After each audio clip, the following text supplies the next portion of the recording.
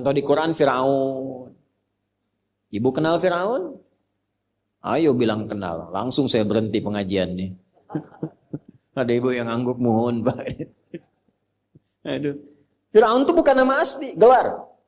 Faraoh, gelar pemimpin tertinggi di Mesir pada waktu itu. Raja. Maksudnya apa? Kalau diberi kedudukan tinggi, hati-hati akan ada potensi-potensi penyimpangan. Harus paham orang sekitaran, mitigasikan siapa orang terdekat, siapa yang membisikkan, kalimat apa yang diberikan. Korun bukan nama asli. Ya. Koroh asalnya, yang punya harta banyak seperti sebenua. Hati-hati kalau punya harta banyak, semakin naik harta, semakin ada potensi penyimpangan. Potensi dengan harta yang menyimpang disebut bago, potensi kedudukan yang menyimpang disebut togo. Idhab ila fir'auna innahu togo, inna qaruna kana min qaumi Musa fabago. Kalau belum kaya, gayanya biasa, nyapa, jalan masih bisa assalamualaikum. Sudah jadi crazy rich, richnya hilang, crazy-nya muncul. Udah pamer, flexing, macam-macam. Potensi penyimpangan bisa terjadi. Balik lagi, terapkan rumus ini kepada hadis tadi. Ada seorang sahabat jatuh cinta pada seorang perempuan. Nah, jatuh cinta ini akan terjadi dimanapun. Termasuk jamaah-jamaah ini nih. Hati-hati bu tuh. Ya, jatuh cinta. Nah, perempuan yang ditaksir ini namanya Ummul Qais. Kata Ummul Qais, nah ini panduan bu, bagus. Kalau kamu mencintaiku, ikut hijrah, ikut Nabi. Ah mahal itu bu. Ini standar. Kalau ibu bapak cari menantu, standar yang pertama, ini jarang dibahas di hadis ini. Cari yang pertama itu ukurannya, standar imannya yang dekat dengan Allah dan Rasulnya. Fadfar bidatid dini taribat yadah. Kalau pilihan pertama ini lekat pada imannya, akhlaknya, kemuliaannya, pasti rumah tangganya bahagia dan beruntung. Kenapa? Karena asbabnya umumnya orang cari dua hal. Maaf, kalau bukan materi, harta, kedudukan latar belakang, atau tambahan dari fisikal, itu wajar. Pilih gantengnya, gitu kan? Tegapnya, cakepnya, dompetnya, nah itu biasa. Yang perempuan cantiknya, anggunnya. Cuma kalau berumah tangga ukurannya semua material, fisikal, nggak akan langgeng. Cantik memudar, begitu cantiknya pudar, nah, pindah ke yang lain. Materi bisa berkurang, begitu berkurang, cari yang lain. Alih-alih sayang pada suami, perhatian pada suami orang. Alih-alih cinta pada istri, mulai beralih pada cinta pada istri orang lain. Maka apa yang menjaga itu? Agama. Nah ini Ummul Qais ini ngasih syarat, saya mau hijrah, kalau cinta ikut hijrah. Boleh bapak terapkan. Anak bapak perempuan yang naksir 3 orang datang ke rumah, tanya, nama siapa adik? Ya, saya Torik pak. Coba baca surat At-Torik. Baca. Alhamdulillah, bagus, masuk list 1, ya kan? Adik siapa? Mulai gemeteran, gitu kan? Saya Ibrahim pak, baca Ibrahim, surat Ibrahim, surat 14, lancar, gitu kan? Yang ketiga, coba baca, gitu kan? Waduh, gak lebih repot lagi karena panjang. Abdi Yusuf pak, cuman panggilan sehari-hari, kulhu. Apa-apa, sekarang mulai marak tuh, mau nikah hafal Ar-Rahman dulu, gitu kan? Walaupun namanya Asep, hafalannya Ar-Rahman. Gak apa-apa itu buat ngejaga. Cek, lihat sholatnya, lihat agamanya. Apalagi musim-musim seperti sekarang. Ya, yang kadang-kadang untuk nikah, masuk Islam hanya sekedar masuk buat nikah. Cek kepastiannya. Nah ini, yang pertama, ini jarang dibahas nih kajian 1 ini. Maka lelaki ini memutuskan karena saking cintanya ikut hijrah. Pelajaran kedua, cinta itu kadang-kadang awas membutakan pikiran. Maka ditimbang. Jangan sampai nekat karena cinta orang tua dilanggar. Hati-hati itu. Diukur dulu, ini ukuran ikutnya benar enggak? Hijrahnya dengan siapa? Dengan Nabi Muhammad sallallahu alaihi wasallam. Oh, pasti benar, pasti baik, pasti bagus. Ya kan?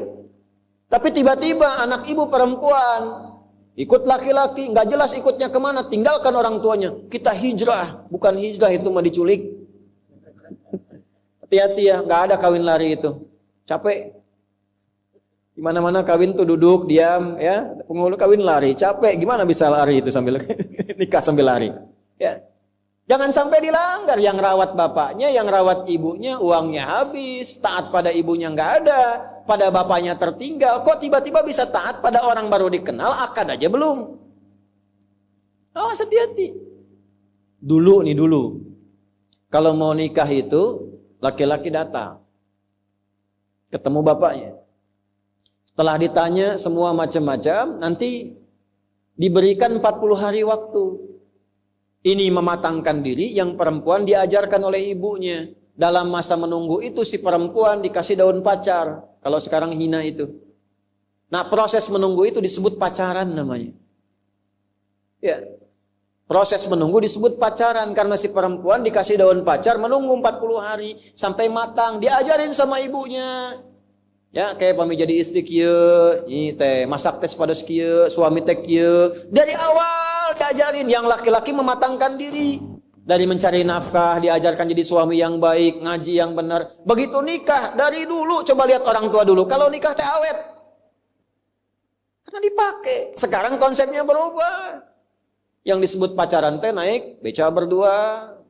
Seakan-akan beca milik berdua, tukang beca nggak ada. Lewat. Sampai maung di situ hilang satu tuh. Ustadz, kenapa belum kajian di Istiqomah? Saya tuh bingung, pas lewat saya bilang maungnya kan tadinya 4 tuh, ya tinggal 3. Lewat lagi tinggal 2, kemana itu maung T2 di situ tuh? Alhamdulillah sekarang jadi 4 lagi tuh, udah balik. Nah itu. Nah, sekarang kita kembali. Jadi setelah memutuskan ikut hijrah, berangkatlah ke Yathrib, kelak jadi Al-Madinah Al-Munawwarah, ya. Ini merasa ada yang nggak lengkap. Saya takut hijrah saya ini hukumnya salah. Karena motivasinya untuk mengejar Ummul Qais. Apa ini pesan moralnya? Salah satunya sebelum masuk ke hadisnya. Pesan moralnya boleh jadi juga ada yang ingin hijrah. Hijrah itu kan nggak harus pindah tempat. Hijrah itu asalnya berpindah keadaan dari yang kurang baik jadi baik. Dari yang belum dekat dengan Allah jadi dekat dengan Allah. Tidak harus pindah tempat. Kecuali kalau di tempat itu tidak bisa mendekatkan diri kepada Allah. Di tempatnya mau sholat susah, hijrah. Tapi kalau di tempat itu yang ke masjid banyak, yang ngaji banyak, cuman Anda yang belum ke masjid. Anda ingin hijrah, nggak usah pindah tempat, pindah kebiasaan. Ini rumah Masjid Al-Ikhlas, tetangga masjid. Jarak cuma 2 meter, speakernya ke arah rumah begini. Belum sempat ke masjid juga, tiba-tiba terfikir, kenapa saya belum mau ke masjid? Tiba-tiba berubah, itulah hijrah. Jelas? Tidak harus pindah tempat, bisa di pekerjaan. Ya, di pekerjaan Anda sulit untuk bisa menunaikan sholat. Mohon maaf, mau sholat susah, apalagi mau ngaji. Ya, sedangkan rezeki Allah sudah atur, pasti diberi. Catat tuh konsep itu. Tolong tanamkan pada jiwa kita. Kita itu rukun iman ada 6. 1 sampai 5 sering lulus, yang ke-6 sering gagal. 6 tuh kodo dan kodar. Di antara kodo dan kodar itu rizki. Rizki kita itu diatur, pasti diberikan kalau mau bergerak. Jadi prinsipnya kerja dimanapun rizki pasti datang. Ya, jadi kenapa harus memilih tempat pekerjaan yang menjauhkan seseorang dari Allah? Sok pilih mana? Gaji 100 juta tapi nggak bisa sholat. Atau gaji 1 juta bisa sholat. Tidak ada pilihan ketiga, 2 ini aja. Oh, pilih mana? Tak mudah kan? Ya, karena wajahnya udah kelihatan 100 juta sholat gitu. Sekarang ada orang milih jaga toko, gaji nggak seberapa, tapi nggak sholat. Jumatan nggak sempat, 5 waktu dibatasi. Dan dia yakin yang ngasih rezeki Allah, tapi ninggalkan Allah. Ini nggak bisa jadi calon menantu, Bu. Allah aja dia tinggalin, apalagi anak ibu. Bikin status tuh. Jadi kalau ada anak menantu datang ke rumah calon, ditanya nggak sholat, tanya balik. Kamu Allah aja kamu tinggalin, apalagi anak saya. Itu. Ya? Nah ini, orang ini merasa bersalah. Saya takutnya hijrahnya nggak tulus mengikuti Nabi, tapi karena ngejar Ummul Qais. Dikonsultasikanlah kepada Nabi. Itu sahabat tuh saking dalamnya pengetahuan tentang keimanan, sampai konsultasi. Maka datanglah beliau kepada Nabi sallallahu alaihi wasallam menanyakan, ya Nabi, status hijrah saya bagaimana? Saya hijrah saking cintanya dengan Ummul Qais, saya ikuti hijrah ini. Apakah hijrah saya sah? Nah, kurang lebih begitu. Sama dengan motif yang kesini, judulnya ngaji, padahal ngincer ibunya si Siti itu. Ya, padahal ngincer si Fulana, atau ngincer sarapan gitu kan. Atau ngincer peluang yang lain. Nah itu masih kehitung ngaji, atau setengah pahala, atau pindah itu. Mesti ada kepastian. Ya kan peluang itu bisa dibaca dimanapun. Apakah semua yang ngaji itu nanti semuanya sama ngaji? Kan kadang-kadang ada yang jualan. Nah hukum orang jualan di tempat orang ngaji, statusnya gimana? Dapat ngajinya enggak pahalanya? Kalau dengar ngaji itu sambil jualan, dapat enggak tuh pahala ngajinya?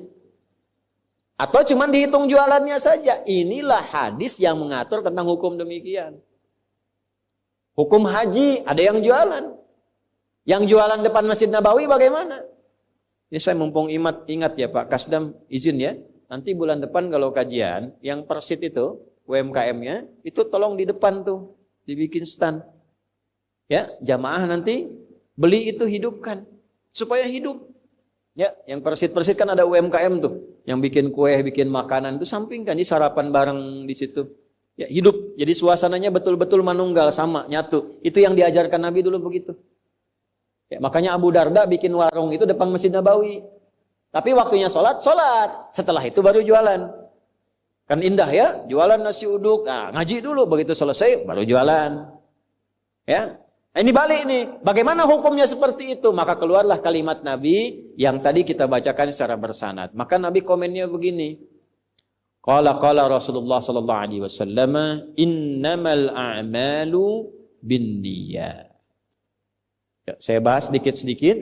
Innama adatul hasri li hasril hukmi 'alal madhkuri. Innama huruf pembatas untuk membatasi hukum pada yang disebutkan saja.